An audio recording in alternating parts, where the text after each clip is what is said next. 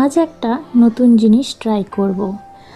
আমার হাতের কাজ করতে ভীষণই ভালো লাগে, তাই যখনই কিছু নতুন দেখি সেটা শেখার চেষ্টা করি। আর বাড়িতে যখনই কোনো ওয়েস্ট মেটেরিয়াল দেখি সেটা দিয়ে নতুন কিছু বানানোর ট্রাই করি, যেটা ঘরে সাজাতে পারি।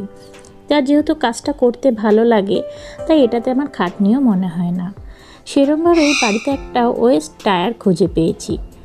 এটা দিয়ে একটা ড্রিম ক্যাচার বানানোর ইচ্ছে আছে, জানি না কতটা করে উঠতে পারবো।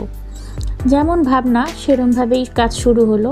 প্রথমে টায়ারটাকে ধুয়ে নিলাম, তারপর একটা ম্যাক্রম দড়ি দিয়ে এটার হ্যাঙ্গিংয়ের ব্যবস্থা করলাম এবং টায়ারটাকে পুরোটাই কভার করে নিলাম।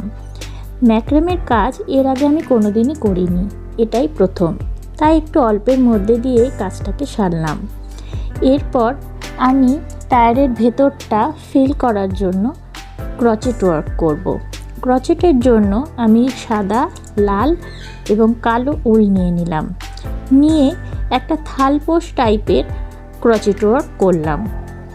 এরপর আসলো এই ক্রচেটের কাজটাকে টায়ারের ভেতর সেট করার পালা।